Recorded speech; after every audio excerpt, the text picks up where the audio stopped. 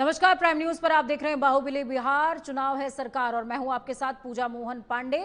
जिस घड़ी का इंतजार था वो घड़ी आ गई है। जी हां, चुनावों की तारीखों का ऐलान हो गया है और इस बार बिहार विधानसभा चुनाव 2025 दो चरणों में होने वाले हैं। हालांकि 2005 से लेकर के आज तक ऐसा नहीं हुआ है। 3 चरणों में या उससे ज्यादा चरणों में चुनाव हुए हैं। बिहार चुनाव के लोक पर्व छठ के बाद होने वाला है। तारीख आ गई है, 6 और 11 नवंबर को मतदान होंगे। जैसा कि तमाम सियासी दलों की तरफ से मांग की जा रही थी कि छठ के बाद जो है वो इलेक्शन करवाया जाए। इन चुनावों में लगभग 7.2 करोड़ मतदाता हिस्सा ले रहे हैं। उम्मीदवारों के भाग्य का फैसला करेंगे और इन चुनावों के लिए जो परिणाम है वो 14 नवंबर को सामने आ जाएंगे। अब पहले चरण की बात की जाए तो पहले चरण में 121 सीटों पर मतदान होना है। दूसरे चरण में 122 सीटों पर मतदान होना है, जिनमें से जनरल 203 सीटें हैं और एससी सीटें जो रिजर्व रखी गई हैं वो 38 हैं और एसटी सीटें 3 रिजर्व रखी गई हैं। इसी तरीके से अगर पुरुष मतदाताओं की बात की जाए तो 3.92 करोड़ पुरुष मतदाता हैं। महिला मतदाता 3.40 करोड़ से ज्यादा हैं और फर्स्ट टाइम वोटर्स जो इस बार फैक्टर को डिसाइड करने वाले हैं उनकी तादाद 14 लाख। ये वही तादाद है जो बाद में एड ऑन की गई थी। ज्ञानेश कुमार ने ये तमाम जानकारी, जो कि इलेक्शन कमिश्नर है, उन्होंने ये तमाम जानकारी दी है और सीईसी की इस जानकारी के बाद अब इलेक्शन पटरी पर आते हुए नजर आ रहे हैं। और इस बीच आम आदमी पार्टी ने अपने 11 कैंडिडेट्स के नाम का ऐलान भी कर दिया है, यानी कि सियासी काउंटडाउन शुरू हो चुका है। इसी पर चर्चा करने के लिए हमारे साथ मेहमानों का पूरा पैनल मौजूद है, लेकिन उससे पहले ज्ञानेश कुमार क्या कुछ कह रहे थे वो सुन लीजिए। अब आने मेरे ख्याल से तारीखों का ऐलान कर देना चाहिए। नेक्स्ट, बिहार के चुनाव 2 फेजेस में होंगे। पहले फेज के डेट गजट नोटिफिकेशन 10 तारीख को आएगा, दूसरे का 13 को। Last date of making nominations पहले फेज की 17 को होगी, दूसरे की 20 को। स्क्रूटनी 18 और 21। विड्रॉल की आखिरी तारीख 20 अक्टूबर और 23 अक्टूबर और date of poll 6 November Thursday और दूसरा 11 नवंबर ट्यूसडे।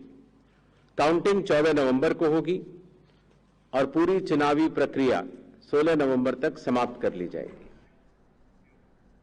तो आपने सुना कि नामांकन के लिए क्या कुछ होंगी तारीखें, ये कुछ भी वो बताते हुए नजर आए हैं। और 6 नवंबर 11 नवंबर की तारीख आपको अपने जहन में रखनी चाहिए। जैसा कि मांग की गई थी वो मांग सुन ली है इलेक्शन कमीशन ने और छठ के बाद चुनाव होने जा रहे हैं। लेकिन ये कितने कारगर होंगे, कितना सियासी दलों को इसका लाभ मिलने वाला है, इसी पर चर्चा करेंगे। उसके लिए हमारे साथ में भूपेंद्र यादव, प्रवक्ता हैं बीजेपी से जुड़े हुए हैं।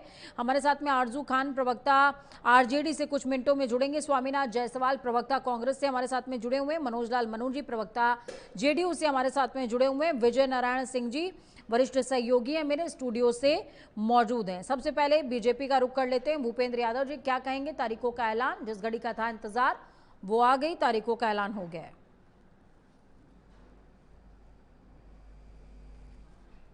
बोलिए भूपेंद्र जी।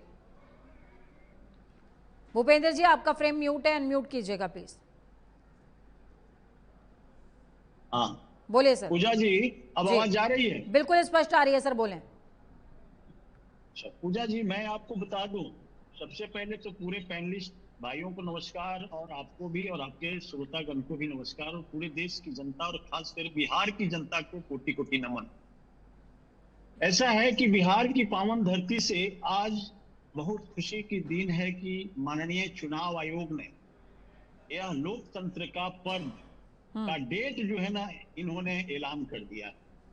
जो बिहार की समर पर अपने अपने ताकत आजमाने के लिए सभी पार्टी जो है ना खुद पड़ी है, जिसमें हमारा एनडीए का पूरे 5 पांडव पूरी तरह से इंटैक्ट होकर एकदम पूरी रूप से तैयारी करके एकदम तैयारी में है और जनता के बीच जा करके अपनी जो है ना उनसे आग्रह करके अपना मत का अभी मैं 12 बजे भूपेंद्र जी जब डिस्कशन कर रही थी, भूपेंद्र जी अब मैं 12 बजे डिस्कशन कर रही थी, हमारे साथ में राजनीतिक विश्लेषक और वरिष्ठ पत्रकार जुड़े हुए थे, उसमें कोई प्रवक्ता नहीं थे।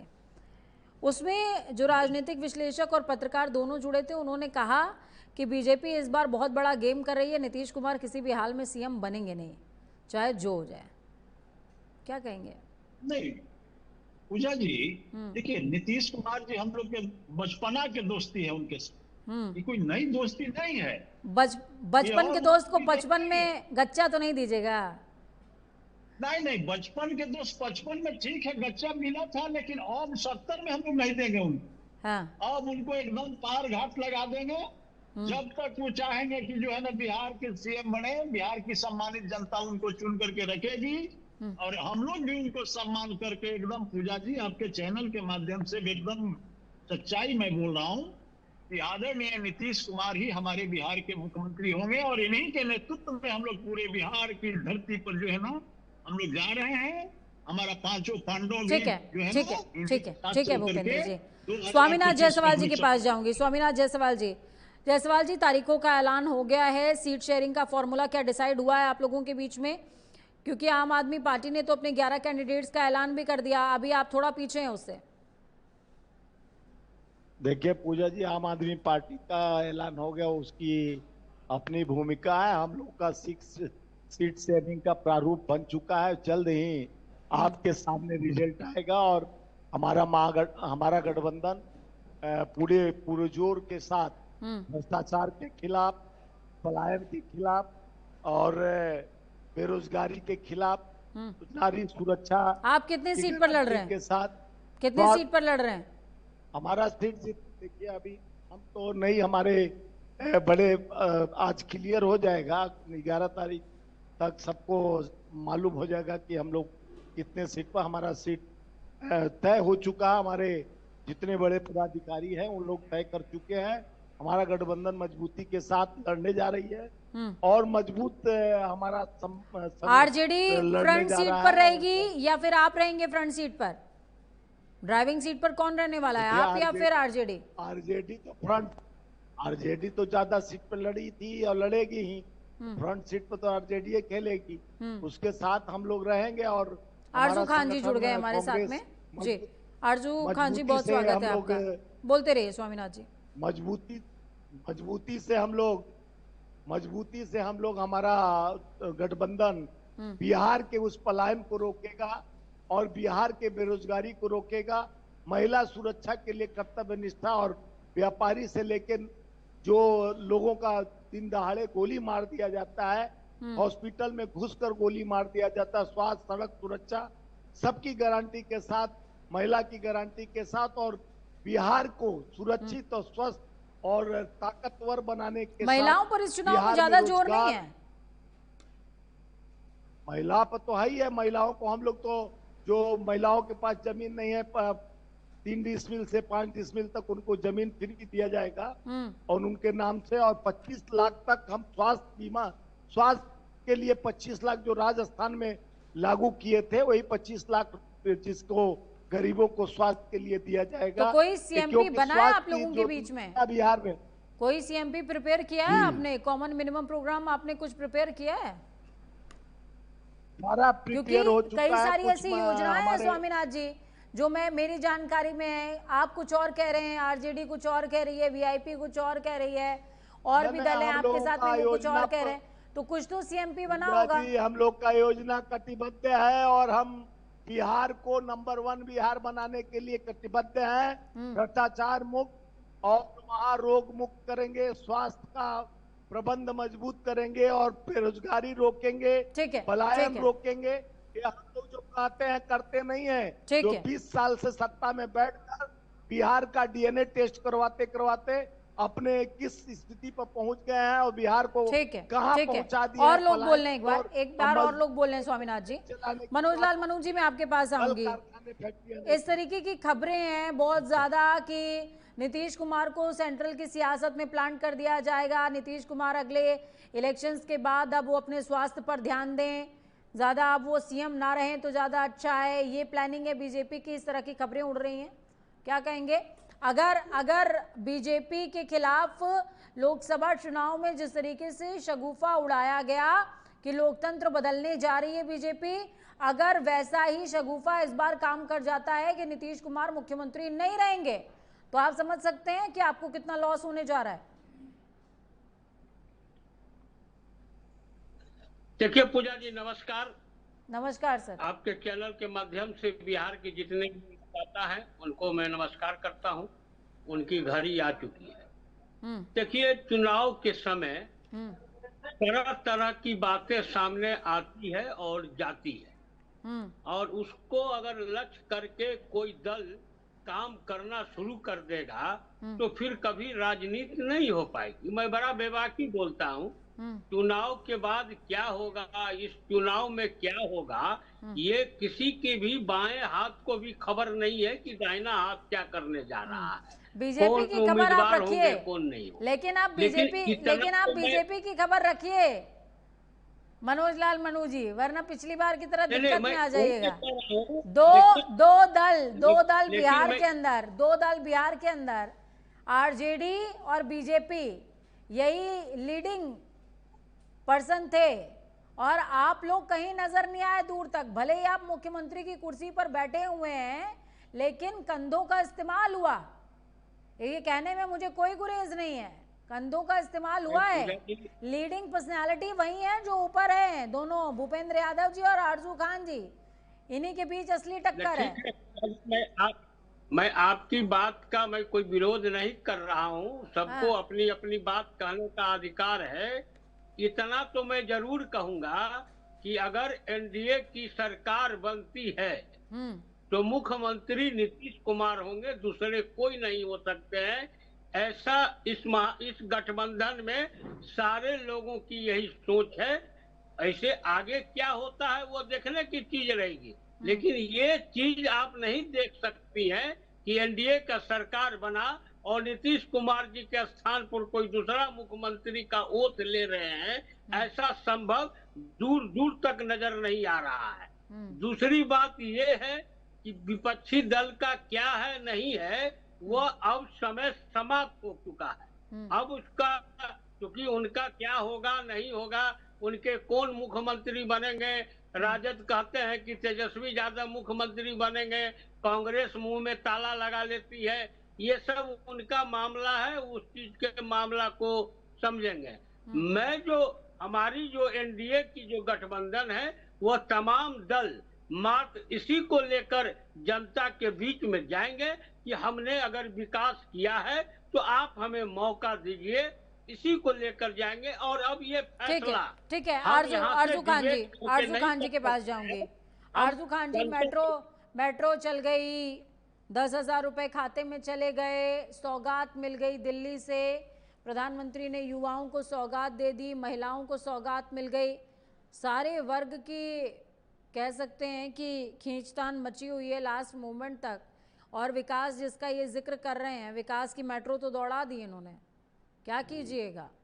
निष्पक्षता के साथ एक सवाल में आप, इस देश में इलेक्शन कमीशन कहाँ है? 4 बजे इलेक्शन कमीशन प्रेस कॉन्फ्रेंस है और 4 बजे से ठीक पहले बिहार।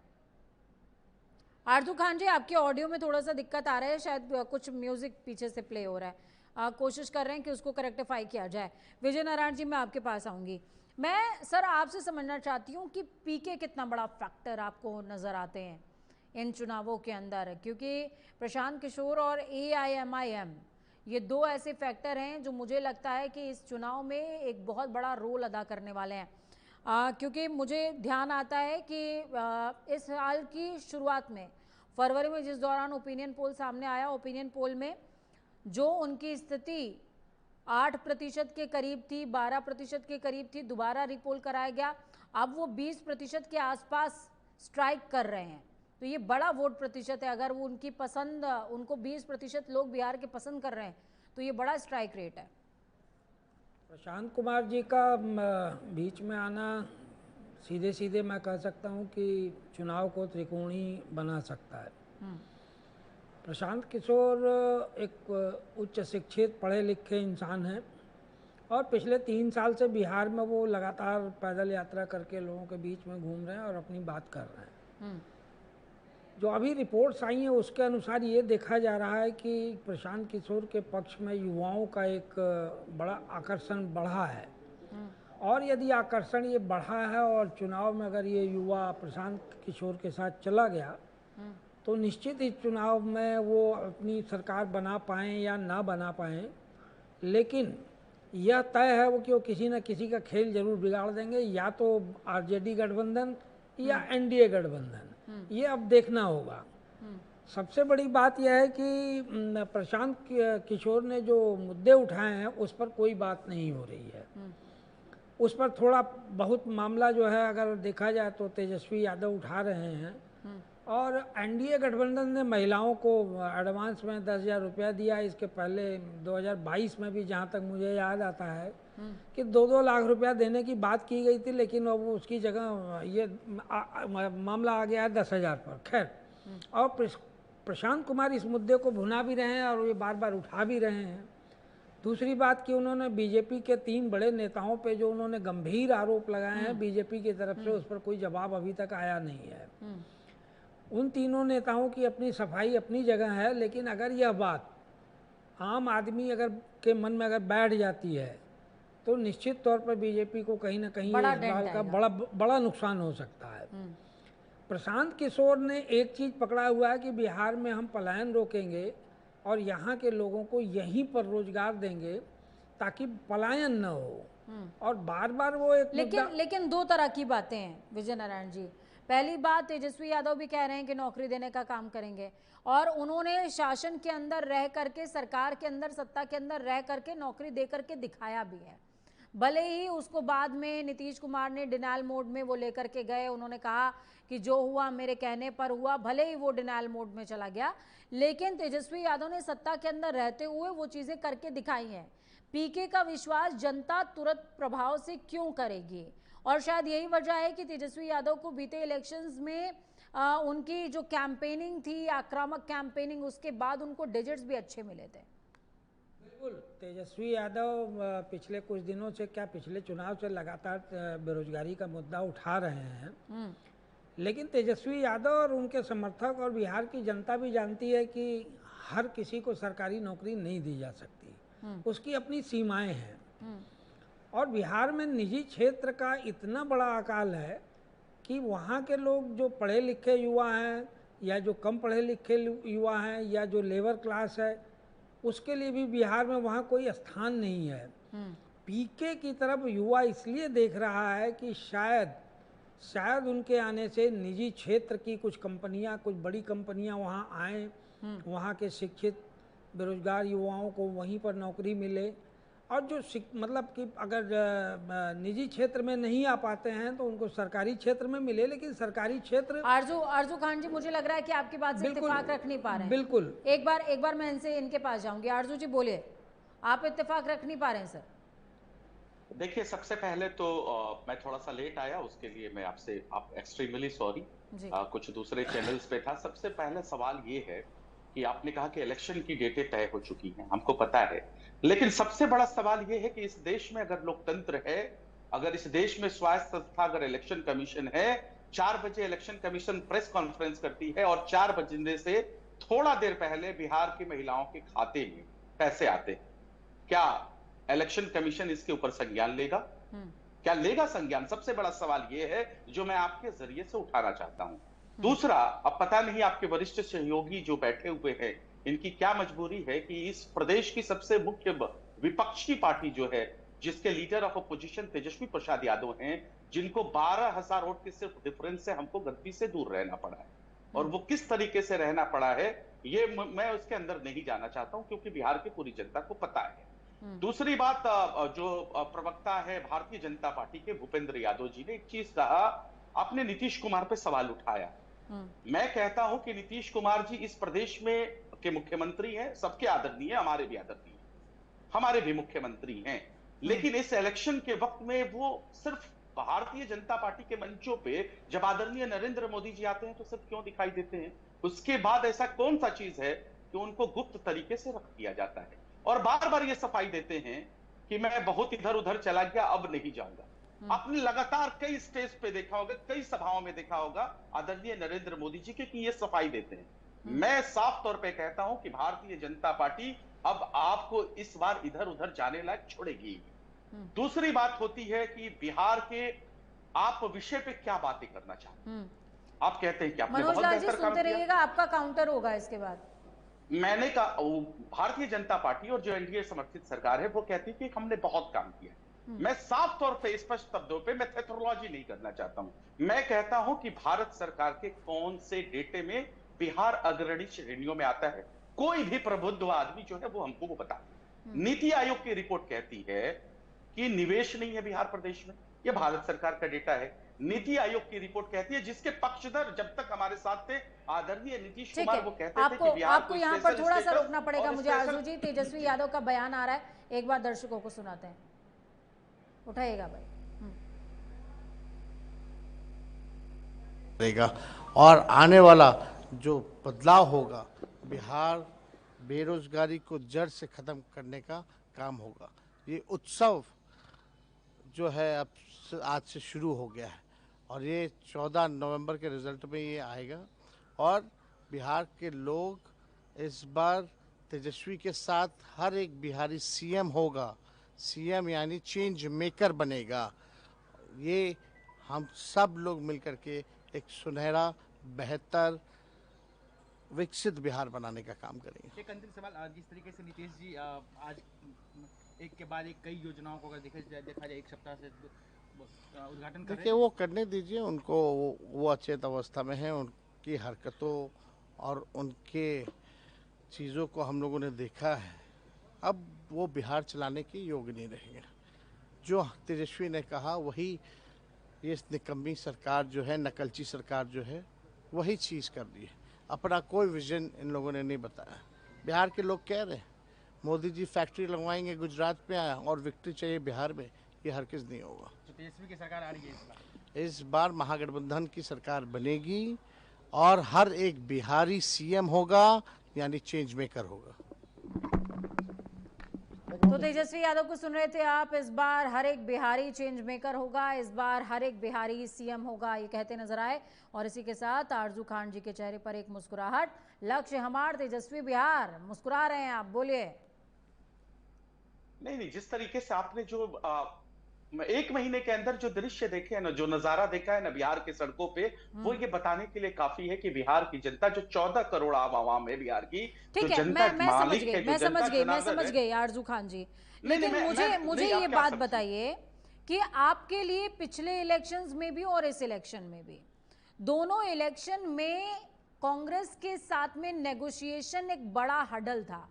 इस बार वो हडल कैसे आप क्वालिफाई कर पाएंगे, जबकि इस बार तो वीआईपी भी आपके साथ है। पिछली बार वीआईपी इनके साथ थी, इस बार आपके साथ है। मैं आपके सवाल से 2-3 कदम और आगे बढ़ के बात करता हूं। 3 दिनों के अंदर हमारा सीट शेयरिंग का फार्मूला आपके टीवी स्क्रीन पे चलेगा। मैं बड़ी यकीन के साथ कहता हूं, हमारे अंदर बहुत अच्छा अंडरस्टैंडिंग है। हम एक दूसरे दलों से लगातार अच्छे सकारात्मक रवैये के साथ बात कर रहे थे। लगभग हमारा सब कुछ तय हो चुका है। और जो सीएम फेस पे जो संशय बन के रहा हुआ था ना, कितने दिनों तक मीडिया में चला, प्लांट किया गया, भारतीय जनता पार्टी के, जनता दल यूनाइटेड के प्रवक्ताओं ने, नेताओं ने भी चुटकियां ली। तो मैं आपको बता दूं, सीएम फेस भी आदरणीय तेजस्वी प्रसाद यादव ही होंगे। और ये खुद जो कांग्रेस है, जो हमारी और महागठबंधन की जो दलें हैं, वो सारे लोग प्रेस कॉन्फ्रेंस करके इसको बताएंगे। ठीक है, मैं आपको 3 कदम आगे, 4 कदम आगे। मनोज जी, काउंटर है आपका, काउंटर है, बोलिए सर। तेजस्वी यादव भी बोल के चले गए मानसिक स्थिति ठीक नहीं है नीतीश कुमार की। आरजू जी बोल रहे हैं कि किसी भी एंगल से बनने नहीं जा रहे हैं, मंच साझा करते नहीं है, कहीं और जाकर के मंच पर खड़े होते नहीं है, तीर को तलवार समझते हैं। क्या बोलता है नहीं बोलता है, इस विषय पर तो हम क्या बोल सकते हैं। ईश्वर ने सभी लोगों को मुंह दिया है बोलने के लिए, तो कुछ बोल सकते हैं। मैंने शुरू में ही कहा कि अगर जनता एनडीए की सरकार को चुनती है, तो अगर चुनती है, संशय है आपके मन में? संशय है आपके मन में? नहीं, देखिए ये और संशय है तो ऊपर संशय अगर है तो किस नहीं, बात से नहीं, है? आपको अपनी नहीं, सीटों की नहीं, नहीं, कंडीशन नहीं, पिछले इलेक्शंस में देख करके संशय नहीं, है, नहीं, या फिर ये- अपनी मौजूदा ये- स्थिति, अपने सीएम की मौजूदा स्थिति को देख करके संशय है? क्यों संशय है? नहीं, कोई मौजूदा स्थिति नहीं। मैंने कहा कि अब तो जनता के हवाले एक चीज को छोड़ दीजिए ना। इतना दिन तक तो सारे लोग अपनी अपनी बात कहते रहते थे। अब तो जनता के हाथ में है फैसला। अब किसी नेता के हाथ में फैसला नहीं है। और हमें विश्वास है कि जनता जिस तरह से 2005 से इन लोगों को बाहर कर रही है, उसी तरह से इस बार भी बाहर कर देगी। लेकिन आप 2005 देखिए, 2005 देखिए, फिर 10 देखिए, 15 देखिए, 20 देखिए और अब 25 देखिए। लगातार आपके विरोधियों का वोट शेयर बढ़ा है। एनडीए में भी आपके जो सहयोगी दल हैं उनका वोट शेयर बढ़ा है। आप घटते जा रहे हैं लगातार। सर, इसको क्यों नहीं स्वीकार कर रहे हैं आप? देखिए, हमारा वोट शेयर जो घटा है वह मात्र 2020 में घटा है। उसमें हमारे ही घटक दल के एक घटक दल निर्दलीय चुनाव लड़ गई थी और जनता ने नहीं समझ पाया था उस समय, इसीलिए हमारी घटी है। चिराग पासवान, ऐसा कौन सा चिराग पासवान, पूजा जी, मनोज लाल जी, चिराग पासवान, तो मैं कह रहा हूं, चिराग पासवान जी उस समय अलग लड़े थे। हाँ। जिसका खामियाजा हम लोगों को भुगतना पड़ा था। 10-12 सीट बीजेपी की भी कमी हो गई। काउंटर है आपका, बोलिए।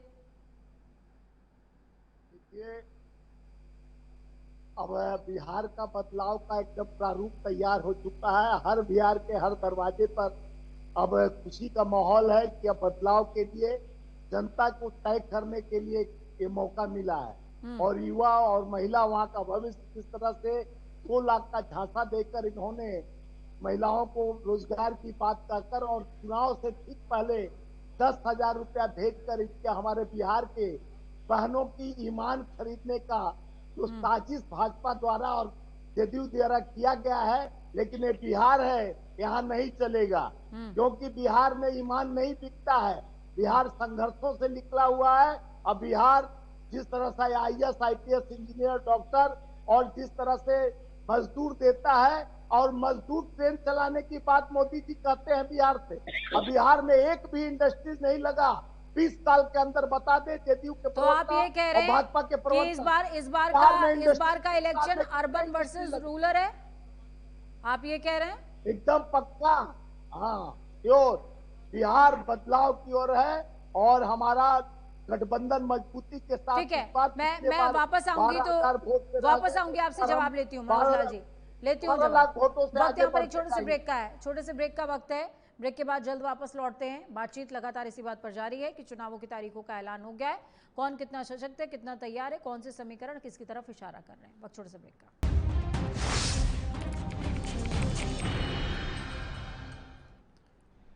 ब्रेक के बाद वापस आप सभी का स्वागत है। भूपेंद्र यादव प्रवक्ता बीजेपी से जुड़े हैं, आरजू खान जी प्रवक्ता हैं आरजेडी से जुड़े हुए हैं हमारे साथ में, स्वामीनाथ जायसवाल ब्रेक पर जाने से पहले बोल रहे थे, मनोज लाल मनू जी प्रवक्ता हैं जेडीयू से जुड़े हुए हैं, विजय नारायण सिंह जी वरिष्ठ सहयोगी स्टूडियो से मेरे साथ में मौजूद हैं। मनोज लाल जी, ब्रेक पर जाने से पहले आप कुछ बोलना चाह रहे थे, अपनी बात आप रखें सर।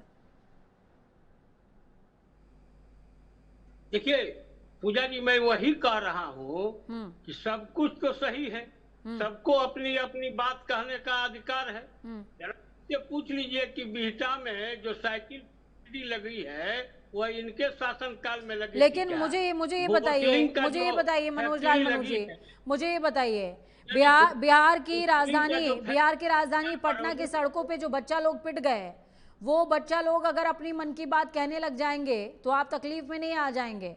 वो शिक्षक भर्ती जो बहुत दिनों से इंतजार हो रही थी, अगर वो बोलने लग जाएंगे तो आप तकलीफ में नहीं आ जाएंगे?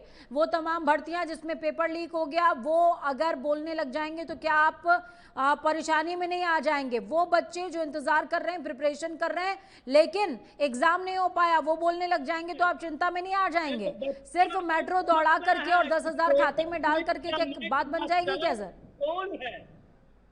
कौन है पेपर का जो लिंक हुआ उसका मास्टरमाइंड? ये सारे बच्चा लोग जान रहे हैं। हमारे बच्चा लोग अगर नहीं रहते इस तरह का तो आज इतनी संख्या में नहीं आते।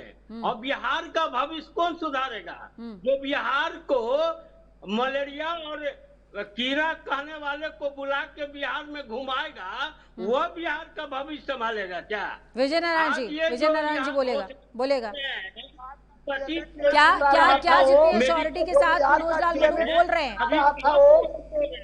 बिहार का डीएनए टेस्ट करा रहा था जो जिसके साथ जलबंदी आपका है,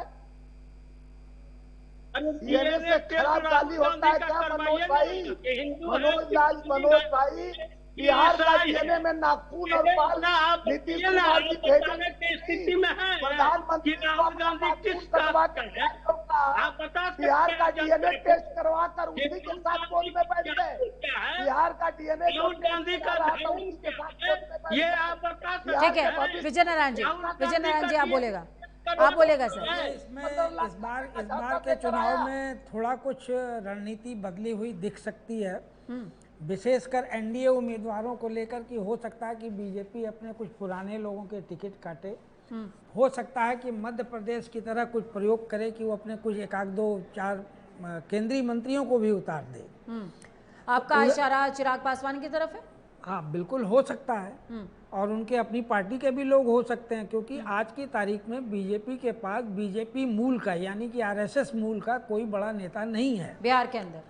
अभी इनके जितने मुख्यमंत्री, उप मुख्यमंत्री, अध्यक्ष और ये सारे लोग हैं, ये आरजेडी से आए हुए लोग हैं। दूसरी बात ये है कि इंडिया गठबंधन की जीत अगर सुनिश्चित करनी है तो इनको पिछली बार वाली गलती नहीं दोहरानी है। अगर ये पिछली वाली गलती दोहराते हैं तो इनको निश्चित तौर पर बड़ा नुकसान उठाना पड़ सकता है। आरजू साहब जानते होंगे कि पिछले चुनाव में कांग्रेस ने 70 सीटें लड़ी और 19 सीट पाए, और 2015 में उन्होंने 41 सीटें लड़के जो है 27 सीटें पाई। तो नुकसान किसने किया और नुकसान किसकी वजह से हुआ?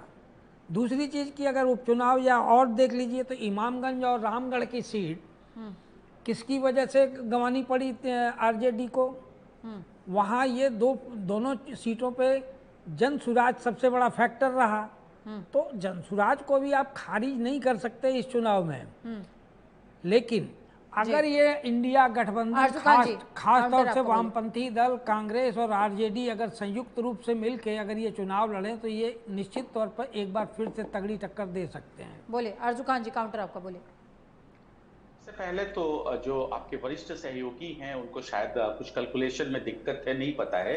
इनको मालूम होना चाहिए कि लोकसभा इलेक्शन में जो बाई इलेक्शन में जो लड़ी थी जन स्वराज की जो ये बात कर रहे हैं, 4 सीटों पे लड़ी थी और 3 में इनकी जमानत जब्त हो गई।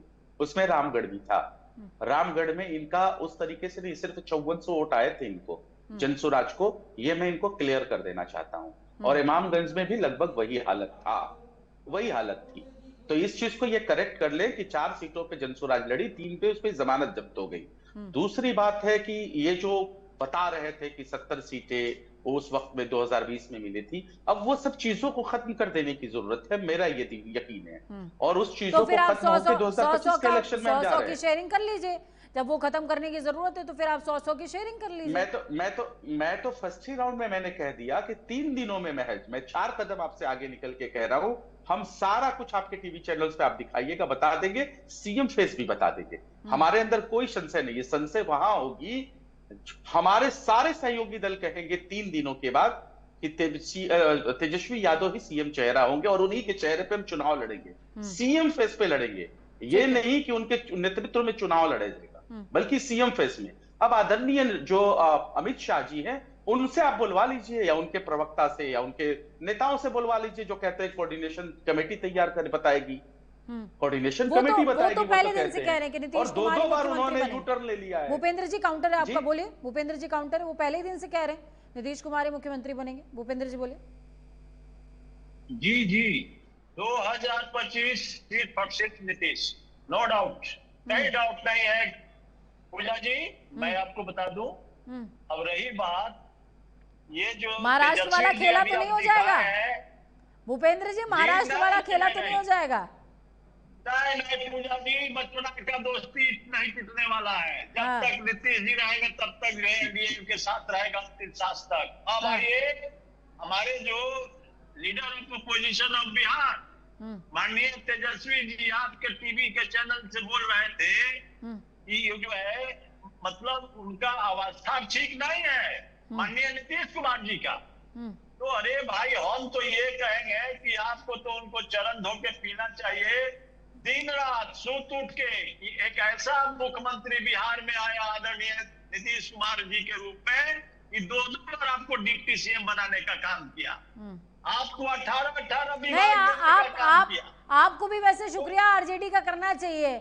आपके डिप्टी सीएम भी आरजेडी से ही आए हैं। देखिए ऐसा है, देखिए ये तो पूरा कॉलेज चलता रहता है। मतलब कुल मिलाकर के कैलकुलेशन आप देखिए, बिहार की सत्ता में बार बार डिप्टी सीएम आरजेडी ही दे रहा है, यही कह रहे हैं ना। हाँ देखिए यहाँ हम लोगों का अलग पढ़ाई है, वो आए ठीक है, चले आए, उनकी नीति पसंद नहीं आई उनको, भाजपा का नीति अच्छा लगा तो भाजपा की नीति के साथ है। देख लीजिए हमारे सम्राट चौधरी जी सभी लोग हैं। अब रही बात लालू जी के यहाँ इतना ना सफोकेशन महसूस होता है कि सब विभागों में लेके अपने घर में झोली में रख लेते हैं, वो किसी को देते ही नहीं है। मुझे एक बात का जवाब दीजिएगा भूपेंद्र जी, मुझे एक बात का जवाब दीजिए। बिहार फर्स्ट, बिहारी फर्स्ट चिराग पासवान कह रहे हैं, लक्ष्य हमार तेजस्वी बिहार तेजस्वी यादव कह रहे हैं, राहुल गांधी आ रहे हैं बिहार के लिए, बिहार की बात वो कह रहे हैं, और इसी तरीके से नीतीश कुमार कह रहे हैं कि बिहार की बात हम ही कर सकते हैं। जब सभी लोग बिहार की बात कर रहे हैं तो फिर जनता कंफ्यूज नहीं है? ऐसा है पूजा जी, मैं बता दूं कि ये लोग लकर सुगवा की तरह ठगते हैं। देखिए राहुल गांधी जी का कहे कि हम जब सरकार में आएंगे तो खटाखट देंगे पैसा यूपी में, आपको याद होगा। अब इधर तेजस्वी जी सीख लिए हैं उन्हीं का कि भाई हम भी जो है ना भाई वही खटाखट, अरे भाई आपके पास कुछ है नहीं है, काफी खटाखट दीजिएगा। ये झूठ मूठ के जो है सिगुफा छोड़ते हैं लोग। आरजू खान जी काउंटर आपका, बोले। पूजा जी एकदम जानती है, और सिर्फ एनडीए की सरकार में आदरणीय नीतीश कुमार जी के नेतृत्व में ही जो है ना बिहार की जनता खुशहाली महसूस। बिहार का सब बच्चा लोग कह रहा है कि टी शर्ट वालों से कुर्ता वाले डर गए हैं जी। बिहार के सब बच्चा लोग कह रहे हैं कि टी शर्ट वालों से कुर्ता वाले सब डर गए हैं। नहीं, अरे टी शर्ट वाला तो 56 वर्ष का बुढ़ा कोई लोग नौजवान बनाए हुए हैं। इन लोगों को 4 साल के बाद पता नहीं वृद्धा पेंशन देना पड़ेगा। बिहार में नीतीश कुमार जी बोले सर, बोले काउंटर बोले। इनको चुप करा दे, तब तो मैं जवाब दे दूं। भूपेंद्र जी सुन लीजिए, भूपेंद्र जी सुन लीजिए, वाइंड अप पे जा रहे हैं, वाइंड अप का समय हो रहा है सर, वाइंड अप का समय हो रहा है, सुन लीजिए भूपेंद्र जी, सुन लीजिए, वाइंड अप का समय हो रहा है, वाइंड अप का समय हो रहा है, सुन लीजिए, बोले। देखिए इस देश को कांग्रेस ने इतना दिया है कि जो आज सत्ता में बैठी हुई सरकार है ना, खटाखट 35 देश की संपत्तियां बेच दी, खटाखट बेची है। और जो कहते थे, दावा करते थे skill India, make in India, develop India, 15 lakh खाते में आएंगे, और स्विस बैंक में आप दोनों का झगड़ा चलता रहेगा। विजय नारायण जी सिर्फ आपसे कंक्लूड कराऊंगी, सर आपसे कंक्लूड कराऊंगी, ठीक है। ऑडियो डाउन कीजिएगा, ऑडियो दोनों का डाउन कीजिएगा। विजय नारायण जी आपसे कंक्लूड कराऊंगी डिबेट को, 20 सेकेंड से कंक्लूड कीजिएगा। चुनाव आयोग ने तारीखों का ऐलान कर दिया है, तारीखों को पैरेलल टू तमाम सियासी दल, आप कैसे देखते हैं? किस तरह की बिसात, किस तरह की रणनीति और कैसी राजनीति अब हमें अगले दिनों में ग्राउंड पर नजर आएगी? अब मतलब बिहार की राजनीति में जो हमेशा से होता आ रहा है वो सारी चीज़ें अब देखने को मिलेंगी जी। कुछ चीज़ें तो आज 4 बजे के पहले ही दिख गई कि किस तरह से एक लालच दिया जाता है चुनाव में, किस तरह से 10-10 हज़ार रुपये महिलाओं के खाते में डाले गए। दूसरी बात कि अब बेरोजगारी जैसे मुद्दे जो साल भर गौड़ रहते हैं, सालों को गौड़ रहते हैं, अब वो उठेंगे।